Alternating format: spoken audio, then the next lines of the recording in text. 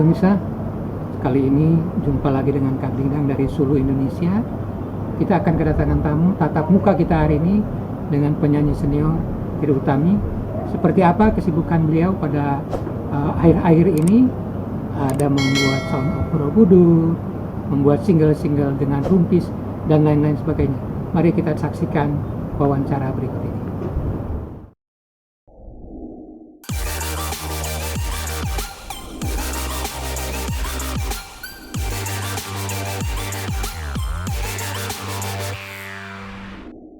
Oke Teh, kegiatan sekarang apa Teh? Kegiatan sekarang saya lagi menyiapkan konsernya Rumpis dan Gentlemen's. Terus kemudian sedang menyiapkan juga international conference untuk Sound of Borobudur di Borobudur. Borobudur ya.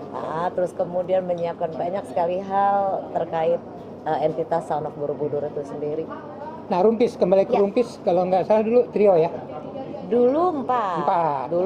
Terus yang Rumpis kedua terus adik saya, Vina Panduwinata, Atik Sibi dengan Malida. Nah, Atik Sibi sekarang tinggal Atik Sibi kan tinggal di Amerika. Tapi dia akan datang nggak? Enggak, Rumpis yang baru ini. Oh, jadi Melinda berapa orang? Rumpis yang baru ini ada Vina Panduwinata sama saya sebagai original member. Dan 3 lagi penyanyi perempuan, yaitu Memes, Yuni Syara, dan Kita Purnamasari. Waduh, ini senior. Wah, ini star semua ya. Nah itu jenis musiknya apa tuh yang akan diusung? Kan kalau Rumpis yang dulu kan lebih kreatif lah ya. Ini lebih Rumpis remaja gitu ya, lagunya Nurlela atau apa. Tapi kalau yang sekarang Rumpis dewasa. Jadi kita membawakan lagu ciptaan saya yang 24 tahun yang lalu dibawakan oleh MA Voice. Terus lagunya berjudul Kasih Putih. Iya, bercerita tentang persamaan, kemudian berbagi dan lain-lain yang I think kontekstual ya, dengan apa namanya, relevan dengan situasi sekarang. Dan lagu itu digarap ditambahi dengan orkestrasi Twilight Orchestra oleh ADMS. Wah, ya. Enggak dengan kakaknya ya? Enggak dengan Kang Purwangga ya? Kalau sama Borobudur sama Mas Purwa, sama Bujana. Kalau Rumpis sama Mas ADMS. Itu kira-kira kapan mau dirilis? Sudah rilis ya, sudah rilis. Ya? Bulan ini juga kita akan mengadakan konser dengan The Gentlemen's. Itu tanggal 28 Mei.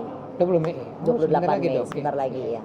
Ini kebetulan ya, jadi bersyukur nih ya, dapat informasi baru, ada Rumpis, baru rilis, kemudian Borobudur itu ya? Iya, Sound of Borobudur. Nah kemudian kalau bentuknya single ya tadi Rumpis itu? Rumpis single ya. Kalau Borobudur apa tuh? Sound of Borobudur itu kita membuat ulang, merekonstruksi seluruh instrumen musik yang ada di relief Candi Borobudur. Ada sekitar 200-an alat musik, dan itu kita mainkan dalam format orkestra. Gitu. Dalam kondisi pandemi ini seperti apa nanti formatnya? Formatnya tetap akan benchmarknya akan tetap 40 pieces, 40 orang yang main. Gitu. Ada penonton juga nanti?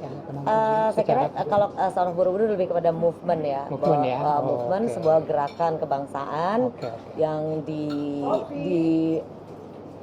ditarik, lokomotifnya adalah musik.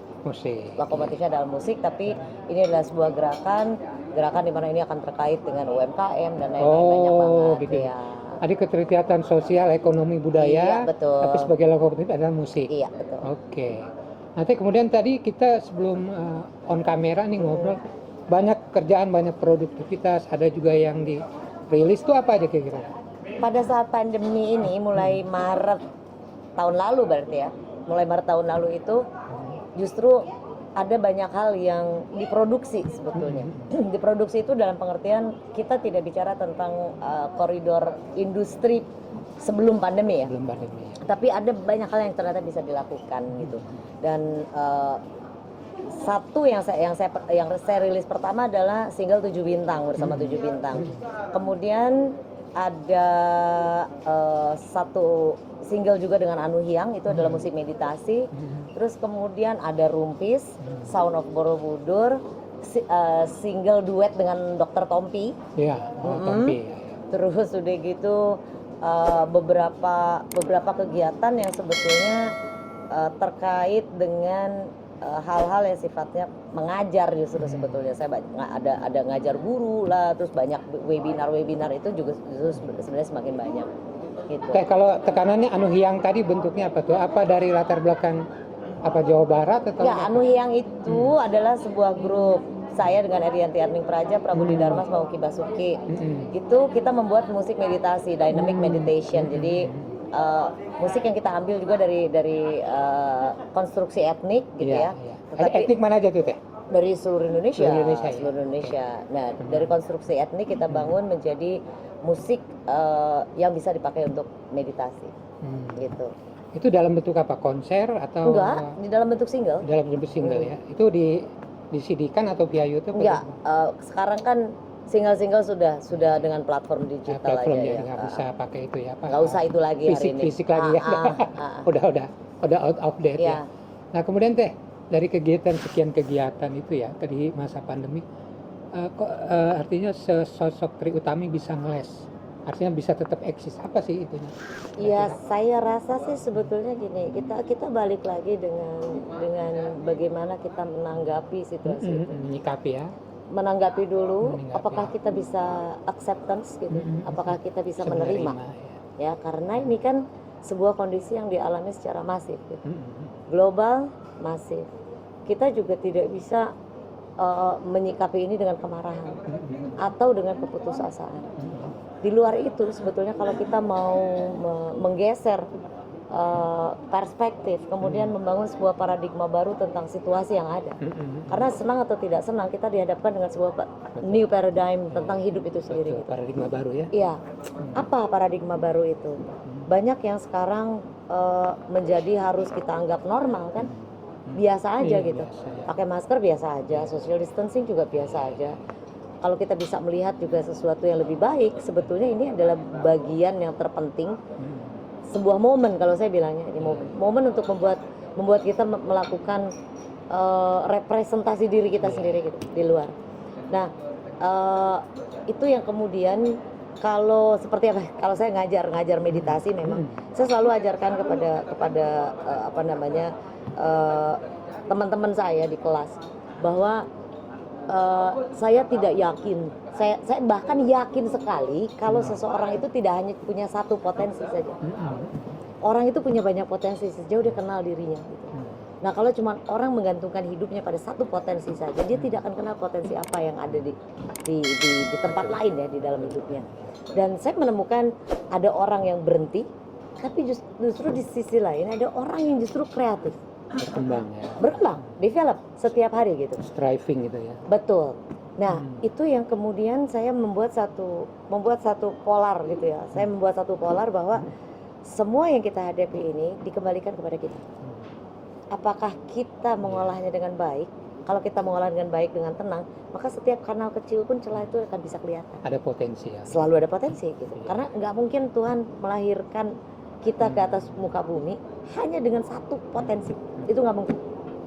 Kalau ngomong-ngomong tadi emang lebih masuk kepada area spiritual ya, kata meditasi lah. Iya, ya. Nah itu dari mana pengalaman itu sehingga Teteh juga menemukan tadi ruang-ruang yang tadi dikatakan bahwa manusia tidak hanya wartawan, sebenarnya potensi lain bisa dikembangkan. Pasti. Nah itu dari mana masuk ke situ? Itu kan pengalaman ya, pengalaman dan konstruksi berpikir saya rasa gitu. Ketika konstruksi berpikir kita ikut mengalami perubahan, badan kita berkembang.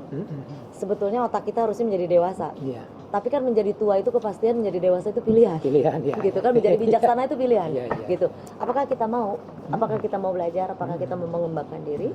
Itu sebetulnya kunci yang harus kita jawab sama diri kita sendiri. Pertanyaan terbesar yang harus kita jawab oleh diri sendiri gitu. Kita mau ngapain? Gitu. Karena apa? Contoh banyak. Yang diem dan kemudian putus asa juga banyak. Tapi di sisi lain yang kemudian evolve dan berkembang pun tidak sedikit. Ada teman-teman saya yang kemudian kehilangan pekerjaan, yang biasanya duduk di kantor-kantor besar seperti ini, gitu ya. Tapi kemudian tidak bisa dihindari bahwa situasi kantornya turun karena perputaran ekonomi mandek. Kemudian dia menemukan potensi bahwa dia bisa bikin kue. Yang selama ini dia tidak tahu bahwa dia bisa bikin kue. Sekarang hidupnya dari bikin kue dan dia lebih happy. Gitu. intinya adalah dia happy dengan hidupnya hari ini dan itu akan memanjangkan kehidupannya dia ke masa depan. Nah ini pengalaman ini arti pengalaman juga pengetahuan ya, Ya, dari menjadi katakanlah menjadi trainer atau coach di TC itu ya. kan. Kira-kira orang yang mandek itu harusnya seperti apa? Dia- Berpikir seperti itu sehingga Oke. menemukan potensi yang lain gitu. Dia harus bisa menerima dulu kondisi. Iya. Karena ini adalah logika paling sederhana. Bahwa misalnya matahari itu panas, gitu. Iya. Matahari itu tidak dingin. Terima dulu kondisi itu, jangan ngeluh.